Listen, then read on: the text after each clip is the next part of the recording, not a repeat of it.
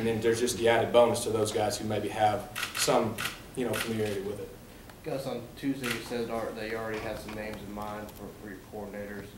And you obviously also said you take your time, but can you just say the process of how this happened so fast?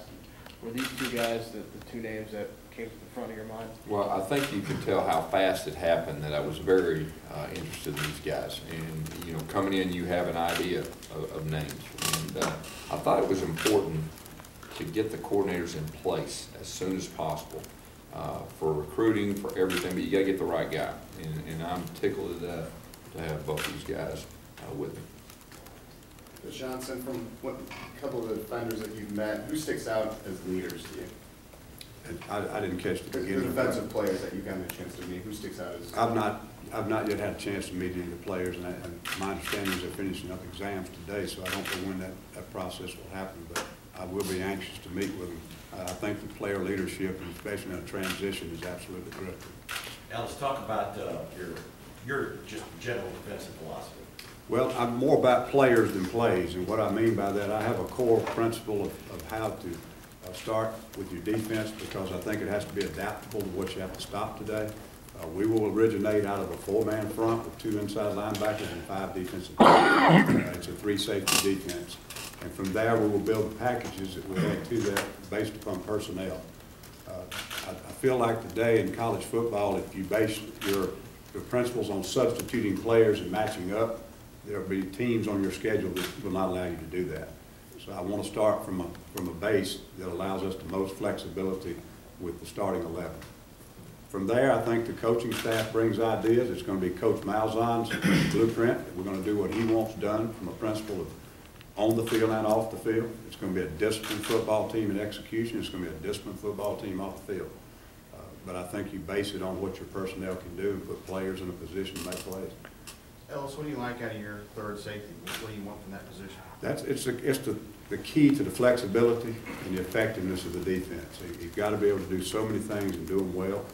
He's got to be able to blitz off the edge. He's got to be able to cover a third wide receiver, most of the time with some help over the top. And he's got to be physical enough to play on the edge of the box. So it will be a very important identification of personnel on that position.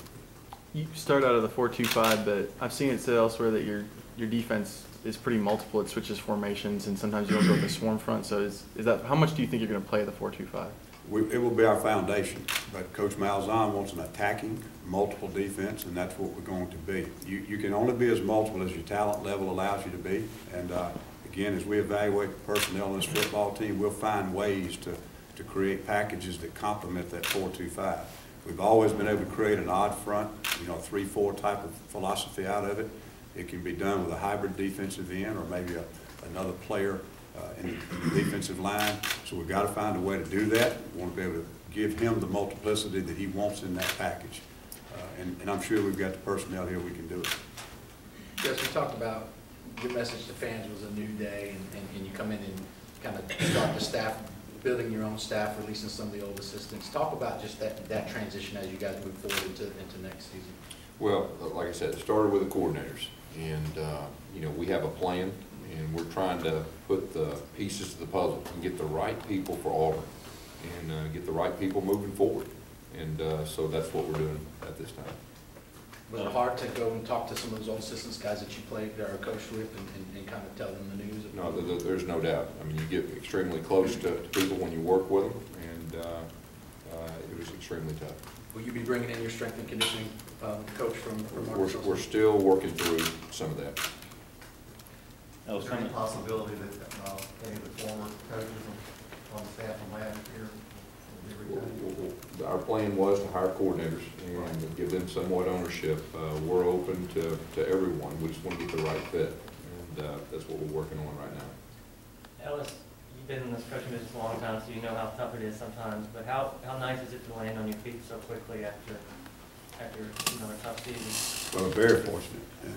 And again, I talked about all the things that I admire about Auburn University and the Auburn family and this program and its traditions. Having coached at so many different places in the Southeast, this is absolutely one of the finest. And I'm very fortunate and just tickled to death to be here. Rhett, talk about the last 2 years for you, how big they've been in your development as a coach and working at Sanford and then having a year at Arkansas State. Yeah, it's been huge. I mean, I've had the opportunity to be with Coach Malzahn as a player, as a coach at several different stops, here being one of them. And you get to a point in time in your career where, hey, you got to go do it to really continue to grow and develop. And, you know, Coach Sullivan at Sanford gave me that opportunity. It was a great opportunity. I'll always be indebted to him for that. And that was a great first year. And then to get back together with Coach, this year was great. You know, and we were able to kind of continue working together, but now in a little bit of a different role than we had in the past as far as the relationship goes there. And I think it was obviously a positive. We were successful. We worked well, great again together in a little bit different capacities. And you know, that's I think only going to be a huge plus for moving forward. Right, to go from having that player relationship with Coach Malzahn to now being his offensive coordinator, can you kind of explain how your relationship has evolved throughout the past decade?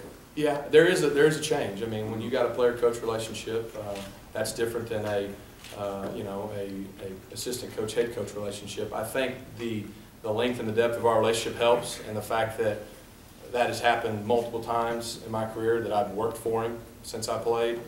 And then, of course, this past year being his offensive coordinator already, that stuff's all old news. I mean, we've got a great working relationship, and I've learned how to kind of transition from the player to coach to the assistant to head coach fairly easy. And then you were obviously one of the very first quarterbacks to ever play in his pretty rare offensive system. As you've gone about coaching it, how much have you kind of relied on those playing days and being immersed in that system to kind of teach it? No question, probably one of the most beneficial things I have is the fact that I've played quarterback in this system and now coached in it. And you know, when I'm coaching the quarterbacks, I can identify with them even more so than most, because I know what they're seeing, I know what they're thinking. I've done those drops, I've thrown that route, I've ran that play against that. I mean, I know all that. So not only am I telling them, hey, here's what you should do, and it may be right, but I can also tell them from the standpoint they know I've done it. So it sometimes helps add some credibility and resonate, and maybe I can explain it better too, because I kind of get what they're going through. So I think it's a big positive. Ellis, have you decided what position you'll coach? That's going to be flexible depending on who coach wants to hire and how that best fits together as a group of coaches on that defensive side.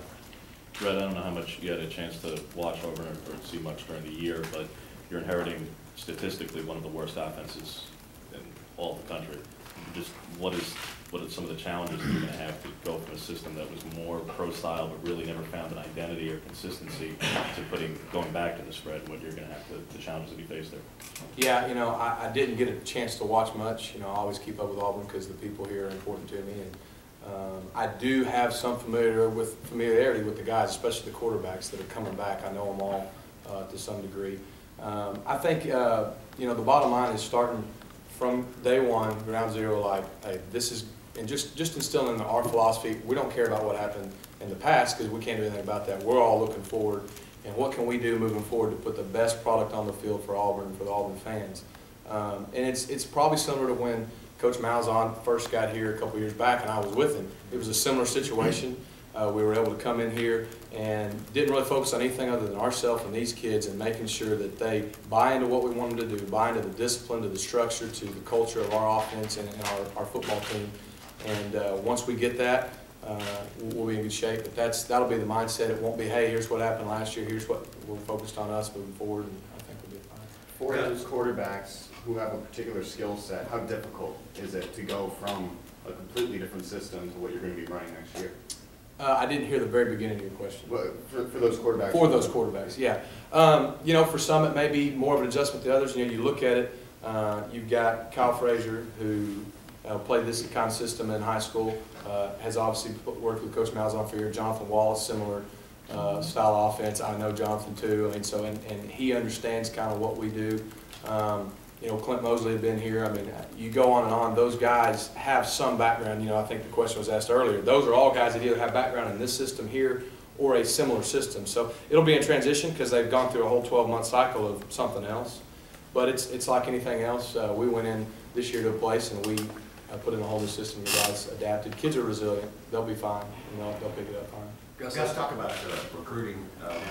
You've got a couple of members of the staff, but you've got a limited window here during this this contact period, how do you go about it? Do you have anybody else that can help on the road, or how do you, and the difficulties of Sure. putting together a staff while you're trying to get out in person? Sure. Well, we're still working through all the peripheral things about getting other people on the road.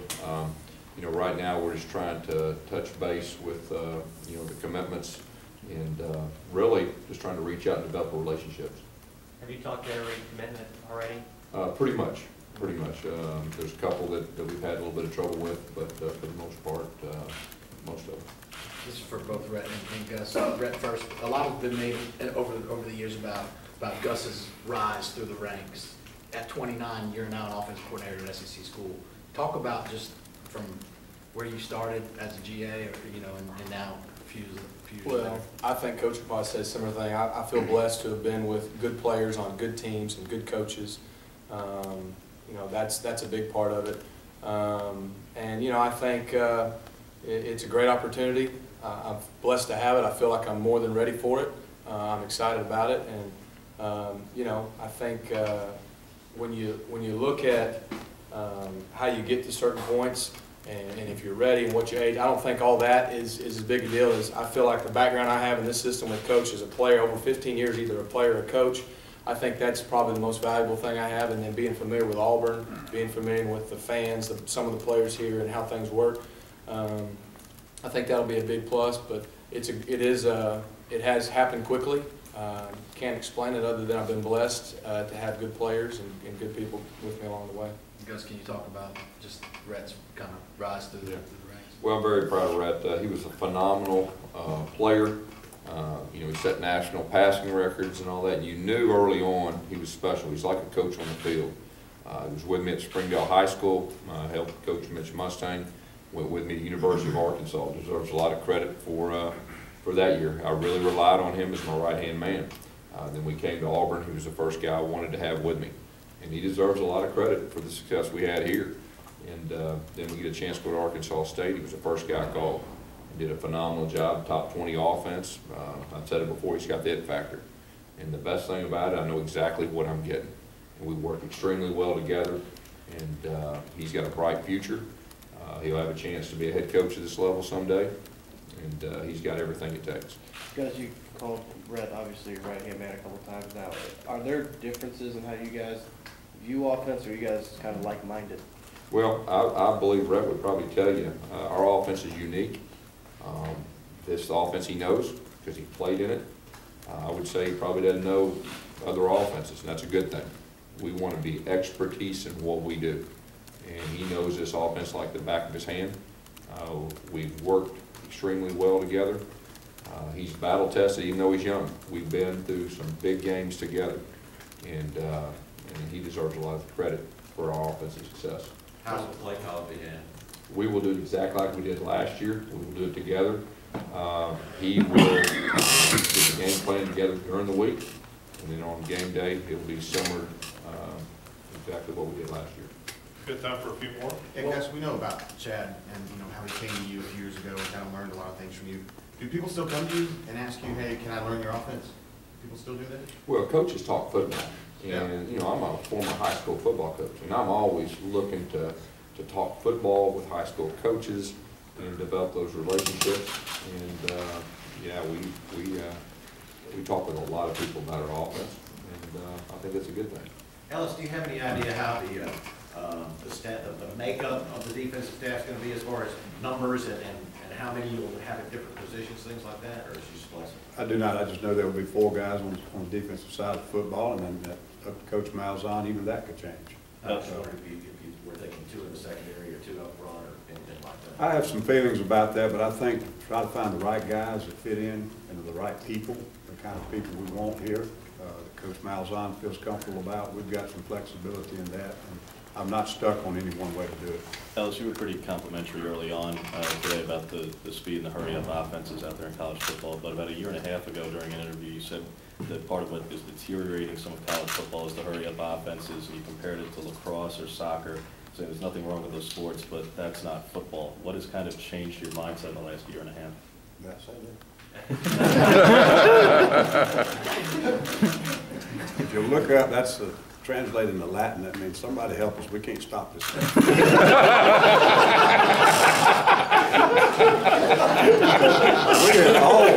have all the defensive coordinators complained over the last 5 to 15 years, and Gus wasn't the first one, but he kind of put it in warp speed. But there are difficult things about it, but the rules are the rules. So, you know, just like you're pulling on an official sleeve all the time on the sideline, you're begging for somebody to, hey, why don't you tweak this thing a little bit? But as a head coach, I tried to almost implement the same system, and we're trying to do that because I think, again, it has all the elements that put a defense under stress. It has power, it has option, and it has the ability to speed up and slow down, and spreads the ball around the football field in the throwing game. So it can make your defense better because you're going to be prepared to play. When you don't have that system in your football team, it makes it extremely different on Saturday to be prepared to play. One more? We should probably end on the Latin comment, but I was curious, the fact that y'all are so fast paced and yet you can kind of collaborate somehow on a play calling, is that indicative of how much y'all are on the same wavelength? Because it's not time to debate or argue when you have different ideas of what's going on. Yeah, when, you know, as a play caller, you get in a rhythm, no matter whether you're going slow or whether you're going fast. The way we do it, you've got to make quick decisions, extremely fast, and you got to go with it. And you got to know it ahead of time. What are they giving you? You got to have your answers already prepared, and that's definitely what I mean by being my right-hand man and we think alike. Ellis, tackling has been an issue for these guys for somewhat down here. Just talk about how you teach tackling and how important that obviously is. Well, I think what happens sometimes you get caught up in being an assignment football team and you don't work fundamentals, and it's up to a coach to make sure you focus on that during the period of time that you've got to do it during the day. One thing that's changed about college football, it's a more spread out game now. They're faster athletes, and there are guys doing a better job with the systems such as Coach Malzahn. It exposes tackling more now. Tackling used to be more of a physical collision, strength versus strength back when I first started coaching, and now it's about angles, it's about speed, it's about a lot of different factors get into it to be a good tackling team.